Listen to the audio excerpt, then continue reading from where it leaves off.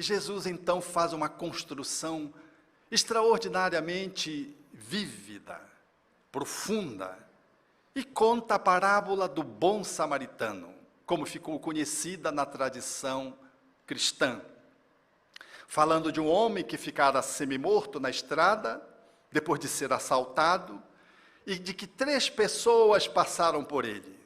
Descendo de Jerusalém para Jericó, um sacerdote, portanto guindado às possibilidades do conhecimento da Torá, um levita, que era o ajudante do templo, portanto também um religioso, e finalmente um samaritano, que era conhecido como um herege, uma pessoa que não comulgava com os judeus, uma pessoa que não fazia devoção ao centro principal de reverência dos judeus à época, que era situado em Jerusalém, mas sim em Samaria. Eram pessoas, por assim dizer, dissidentes, e portanto eram olhadas com muito preconceito. Jesus vale-se de um homem vítima do preconceito e coloca de uma forma muito curiosa e muito interessante. Ao invés de dizer que aquele homem descia de Jerusalém para Jericó, ele diz que o samaritano ia em viagem. Quem vai em viagem vai com um objetivo, vai com uma intencionalidade.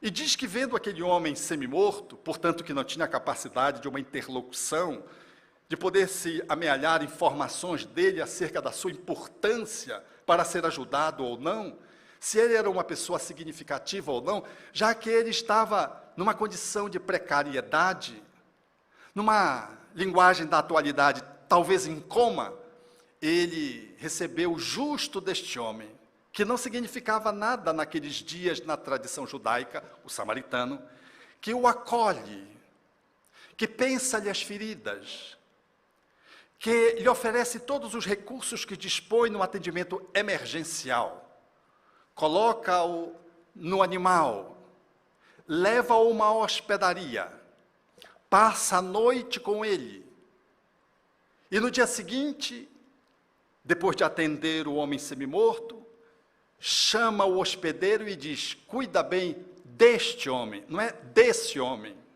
deste homem, querendo significar de que ele indo em viagem tinha compromissos, e agora recomendava o atendimento daquele a quem ele se debruçara, atendendo desde a estrada até uma noite inteira. Agora ele confiava ao hospedeiro, na sua presença, para lhe assegurar confiança, dizendo-lhe: tudo que tu dispensares com este homem a mais, e pagou, quando eu voltar, eu te indenizo. E segue. É bonito a configuração que Jesus faz. Era um doutor da lei. Ele fala que é um samaritano, um herege que assim se comporta. Ele está tratando de um tema vital que é a felicidade, a plenitude, o estado, portanto, que todos almejamos ter. E diz que aquele homem não só fez um atendimento emergencial, mas fez um atendimento no segmento. Passando uma noite com outra, é passar um momento difícil, é vivenciar as experiências dolorosas até que a pessoa saia do estado agudo para o estado de convalescença. E ao deixá-lo no estado de convalescença, deixa sob o cuidado do outro, lhe indeniza e diz que vai voltar para fazer, portanto, o acompanhamento. Era uma construção muito embaraçosa para o doutor da lei. Então Jesus disse-lhe: quem te parece ter sido o próximo daquele que estava semi-morto, daquele que estava caído no caminho? E o doutor da lei, não querendo pronunciar a palavra samaritano, nada obstante fosse uma construção ali de uma história, uma parábola, uma figuração, ele não poderia pronunciar a palavra samaritano, que era a figura central no atendimento daquele semi-morto, aquele homem caído. Então o doutor da lei disse: quem é o teu próximo? Ele diz: me parece que o próximo é aquele que se viu tomado de compaixão e o atendeu. É aquele que cuidou dele, cuidou do outro, cuidou do caído, mas não diz que era samaritano, não pronuncia essa palavra. Então Jesus conclui: vai e faz o mesmo. O fecho foi extraordinário. Ali se concluía de que o que define o encontro com o divino, o que nos faz alcançar o estado de bem-aventurança, não é a nossa titulação, não é só a frequência a um templo sagrado, não é ter de memória uma Bíblia de qualquer origem que seja, de qualquer cultura, de que não é ter, portanto, informações. Isso não é suficiente, muito embora seja importante.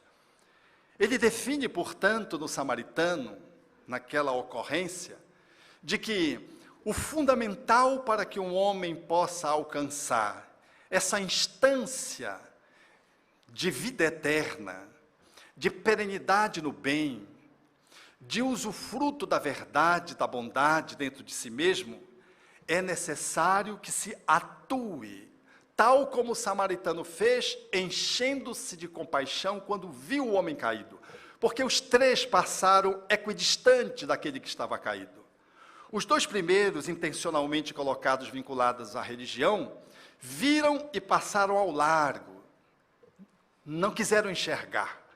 Mas o samaritano, movido de compaixão, movido, portanto, com o coração, vai e faz um movimento de aproximação e faz um movimento de acolhimento.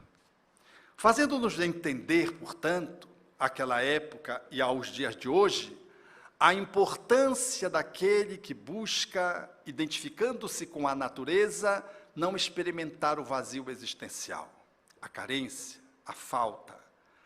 A amorosidade, portanto, é essa matéria-prima que deve nos preencher profundamente. E na instância que estamos, considerando a religiosidade que buscamos, esse contato com uma divindade, em torno da qual devemos gravitar, é de fundamental importância compreender que, para além dos estudos, como disseram o Espírito de Verdade a Kardec, espíritas, amai-vos, eis o primeiro ensinamento. O instruí-vos é o segundo. É necessário estudar, mas se não se amar, nós ficamos num processo de ambiguidade. Colapsamos diante de um conhecimento que não consegue fazer morada, não se entranha na alma, porque só se entranha na alma aquilo que se vive, é a experiência vivencial, se não passa apenas como ilustrações, que podem ser encantadoras, mas elas não reverberam dentro do ser, se ele não as colocar em prática. Amar a Deus, na proposição que Jesus resgatou ali, na fala do doutor da lei, da tradição judaica, como um mandamento maior, devendo-se fazer através do coração, das forças, do entendimento e da alma, são as diversas dimensões com que devemos chegar ao divino. São as diversas manifestações através da qual nós nos aproximamos do Criador. Mas quem fala do Criador, quem é a ponte do Criador é o outro, é o próximo. E por isso os mandamentos são colocados, conjuminados. Amar a Deus, sobretudo, é o mandamento principal, e um segundo semelhante ao primeiro, amar o próximo como a si mesmo. Isso é da fala do Levítico e do Deuteronômio, que traz na tradição judaica esse conteúdo formoso. E Jesus, diferentemente daqueles que o antecederam, experienciou esse mandamento. E nos momentos próprios, evocou a teoria da prática que ele exercia e demonstrava. Então, aqueles que estamos no caminho, às vezes buscamos o Criador numa tentativa solitária de encontro, no movimento de apartamento, distanciamento da sociedade. E mergulhamos em processos meditativos que são muito úteis, mas são inúteis, se nós ficamos apenas circunscritos a uma imersão num isolamento que não nos devolve a possibilidade do contato social, trazendo esse conteúdo a fim de que ele possa se formatar numa experiência atitudinal, vivencial.